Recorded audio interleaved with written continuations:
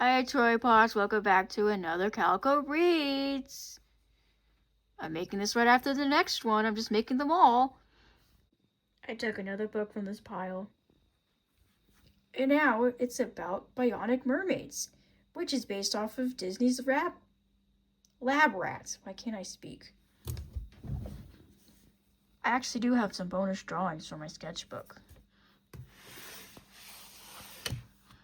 Here's a mermaid in space.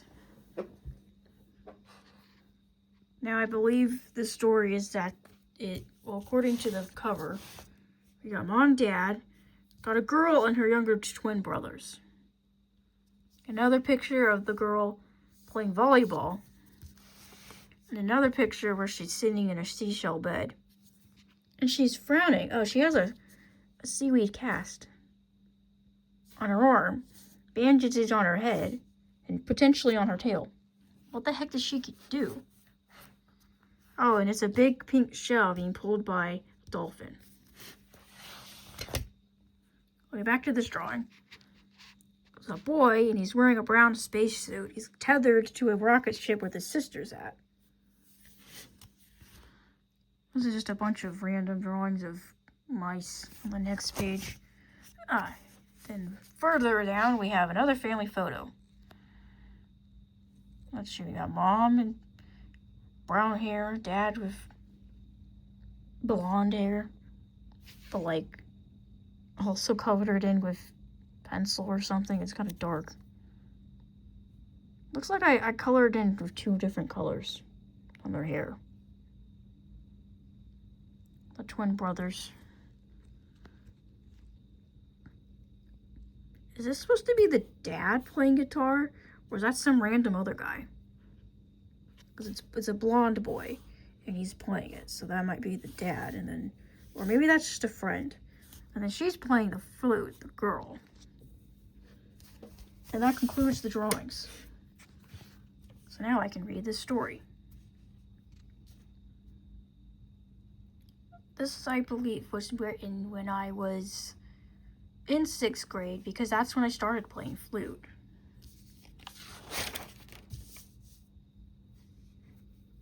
Okay, probably put Calico in the chair.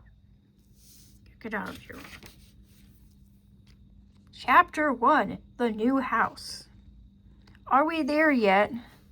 Goro asked for the 100th time. They were driving in their dolphin-drawn seashell to their new house. No, we still have 50 miles to drive. You can stop complaining, Goro, his mother said. She was getting annoyed at him asking every minute. Goro sighed and turned to his brother. Juro. Wow. Another one gonna be called churro, like the food. What do you think the new house will be like, he asked. I don't know, why are you asking me? Juro said, not interested. I just want to get there, I can't wait to go to our new house and unpack. I wonder what the school will be like, and if I'll make friends. Why is this car ride so long? Are we, Goro said. Don't even think about it. I'm tired of you asking every minute. We're almost there. All right, page 2. Just be patient, his mother was really annoyed now. Of course she is, you just said that. Goro sat in silence as the seashell passed a sign that said, Welcome to Christie Star Town. Like the beach.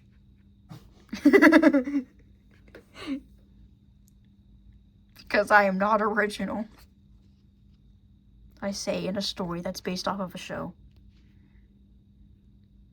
They passed that sign and went down to the road, turned left to exit the highway. Very land-heavy culture you got there.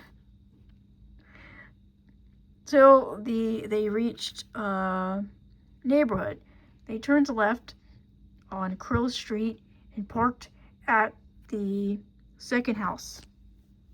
Here I am going again, being way too descriptive. For nothing.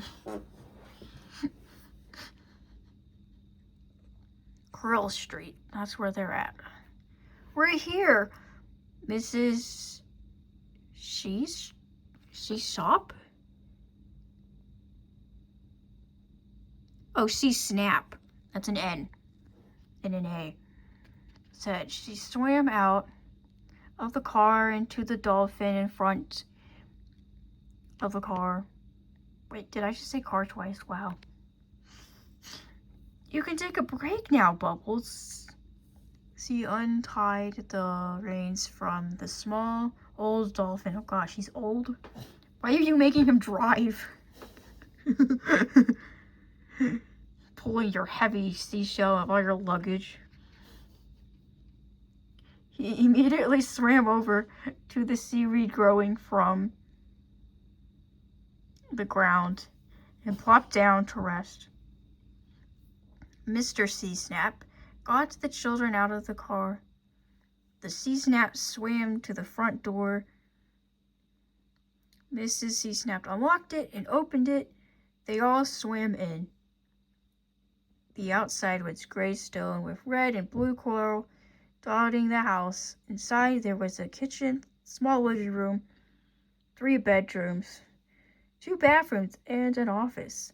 All of their furniture was in the house. The rest of the stuff was in boxes in their rooms. Okay, not going to retain any of the information. I was not even paying attention to what I was reading. Too much descriptions. The house looks good. Everything's in place. All we have to do now is unpack the rest and put it where it belongs, and we're set. Mrs. Sea Snap said excitedly. Where's my room and where's everything else? The girl said. He didn't know and wanted to see his room. Oh yeah, I almost forgot to show you two. Your room is upstairs. Why do they need stairs? They don't even have legs. Is that for the crabs that they invite over?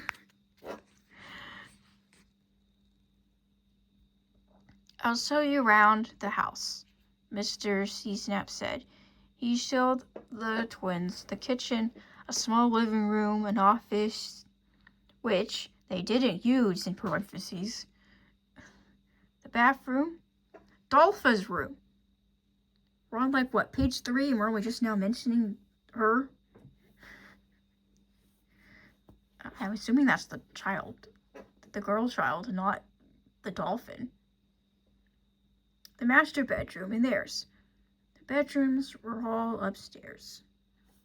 An hour later, they had unpacked and settled in. They were starting to eat lunch. So, Goro, Juro, how do you like the house so far? Mrs. Sea Snap asked. It's good. Me and Goro have found what to put where to put our toys and books. After lunch, we're on page 4. Oh my gosh, when my chair stopped creaking. Shut up. We're going to read them, Juro said. That sounds nice, Mrs. Sea Snap said. She started to eat a crab cake. Oh, I guess they're not friendship crabs. They actually eat the fish. After lunch, I'm going to get you into a school. Then you'll have a school to go to on Monday. I'm so repetitive with my words.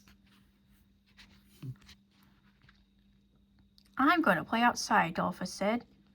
Oh, I finally remembered she existed. I got to get good if I'm going to be on the volleyball team. She took a bite of crab cake. This is good crab. Thank you. I bought it, Miss Sea Snap said. Sarcastically, after lunch, they did what they said they would.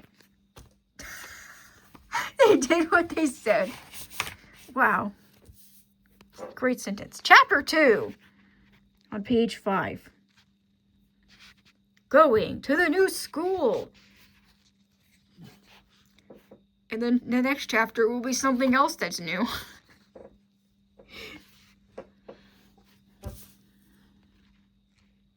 It was now Monday, 3 days since they moved. The children were excited, for they were going to a new school. Goro and Juro were ready for school. They had eaten breakfast and were putting their backpacks on, which were turtle shells with straps. A turtle dies and you just take its shell and use it as a bag. Crazy. It is just bone after all. Soon the bus will come and the twins will be gone. They went outside to wait. A few minutes later they heard the rumbling of the bus engine. Wait, this is actually powered by a motor, an engine, and not pulled by a dolphin. Interesting.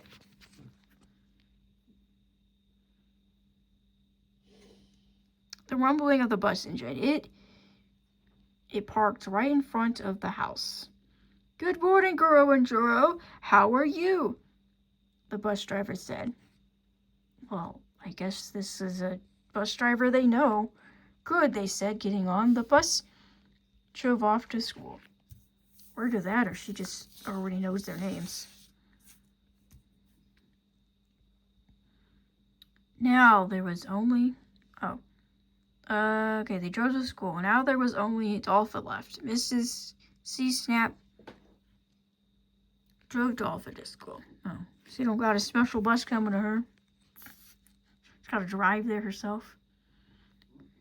When she got home, the dolphin was very tired. It didn't have enough energy to go to the seaweed in the yard. It just passed out right then and there. I guess I better get a new dolphin. Oh, you did need to get a new dolphin. I predicted it. Mrs. C-Snap sighed. Bubbles is just too old. So that is just what she did. She went out and got a speedy young dolphin and took her home. And then there's a little fish to indicate that we're skipping time.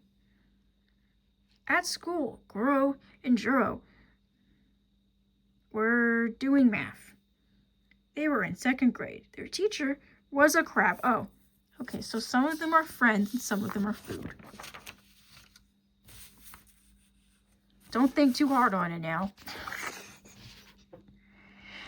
The twins were bored because they had already done what Mr. Redtail was teaching at their old school. Are you bored? Spoke Goro. Yeah, we already know multiplication. Mr. Redtail acts like we can't multiply, Juro said. I know. When will we go to PE? What will this class... When will this class catch up? I guess the old school was ahead. This is a boring school. Wow, they moved and they went to a dumber school.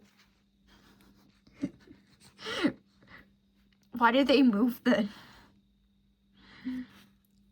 It's only the first subject, Goro. I'm sure everything else will be better, Juro said. They slumped in their chairs. They sighed.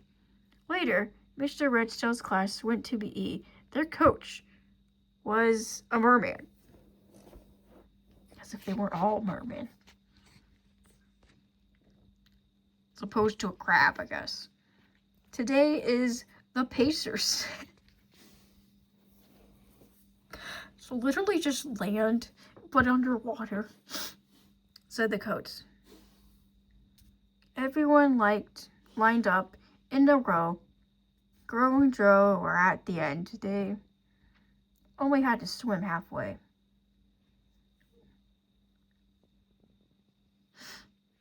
When it started, Goro and Juro swam to the middle in seconds. Wasn't that how everyone swims? In seconds?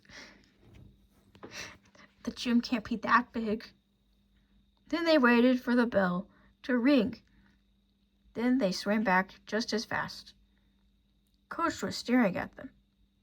How can 8-year-olds swim so fast? It's impossible.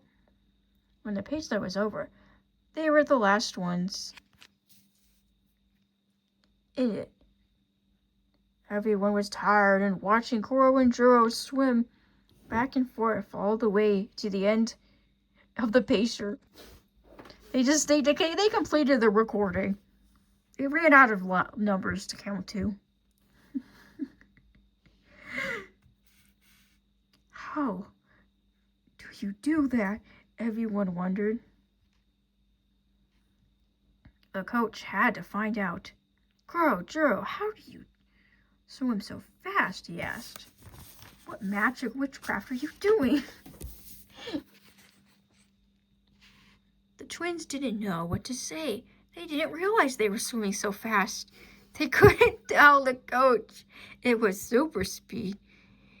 He would know they were bionic. Yeah, what are you doing with that? Are you superheroes or something? Because you just seem to be magic and no one does anything with it.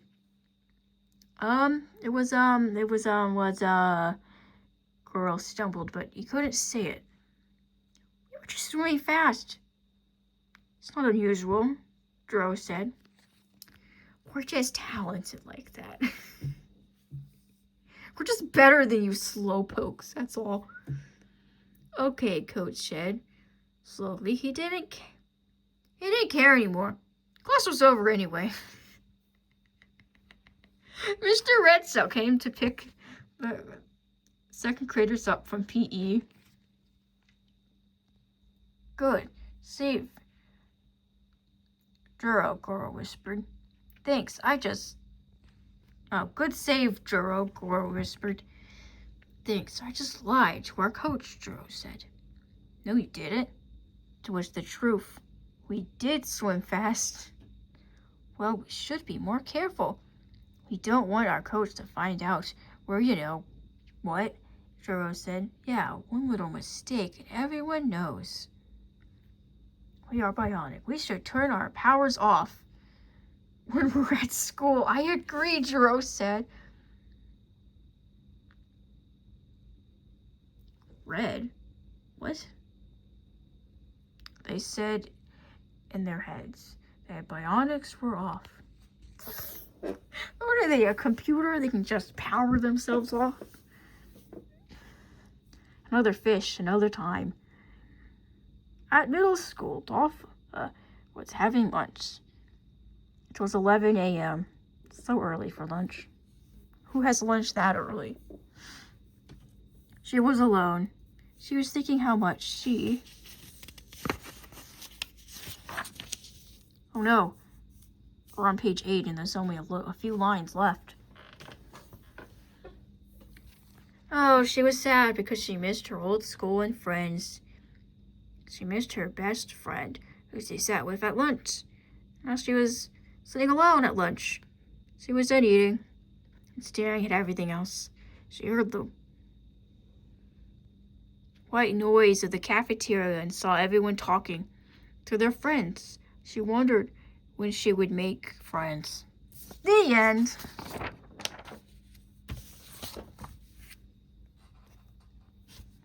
My thoughts, this is a better story than that one about the dragon. Both have only just started, but this one has more life to it. What are your thoughts, boy? You need to rewrite it to be completely more sea-like and get rid of all the land references. Yeah, that's my problem with cartoons about mermaids nowadays, is that I watch it and it's just but why is this just land, but with the aesthetic of, we have sparkly fish tails? There should also be a rule about how when an animal dies, it can be food. Because that would solve the problem of some crabs being teachers and some crabs being food. Without being Yeah, and how is this crab dying? It's dying because someone else has killed it. Maybe. But who knows? Some creatures might have morality and some might not. Maybe some crabs talk and some don't. Like how some dragons talk and some don't. Probably. But how would you tell the difference? I'm not exactly sure. Ooh, this video is almost, it's, now it's 20 minutes long. You could probably make a third chapter or expand that second chapter. I haven't just started the second chapter about Dolpha. What's she gonna get up to at her new fish school? You don't even know her powers either. No, I think it's, I don't know what she's supposed to be, but apparently it's just her brothers, potentially. She could be jealous about them being bionic and then want to Well, get there's the powers. thing, is in this drawing, she's playing the flute, and even she plays volleyball in the cover. Yeah. And then that other drawing I had that was of them in the space. Maybe her specialty is inventing things. And she's the one who is tasked to invent all the stuff that's used in their underwater pretend land place. Because she's a slave laborer who makes all the junk that they drive around on. And This 11-year-old child? yeah, why not? And it's a thing that the mom also could have done. And then it's a thing that they do in their family or something. Because they're like... Are you saying that they work in the factories building fish technology? Yes. Okay. You're saying the child also builds stuff. Every woman in their family does that, while the men just play around playing boys. At least some of the time. Well, she has time to go to school and play instruments and... what was the other thing? Volleyball. Yeah. Well, That's the I guess game- at some point they that's go the to... game for her week. That's the game for the weekdays, but the weekends are different. Or maybe she doesn't sleep. Well, I guess maybe she could be an inventor, because who the heck is inventing a spaceship to send these bionic mermaids into space, and why are they in space? What are these two, 8-year-olds doing in space? Bubble Guppies had an airplane episode and a going to space episode. Well, a lot of bubble guppies, which is teaching about land stuff. Yeah.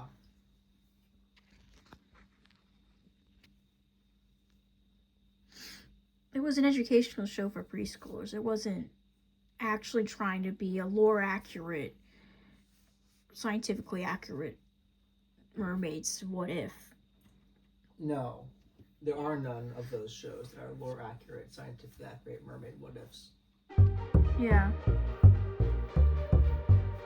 Well, I guess that's all the thoughts we have for this, so... Bye!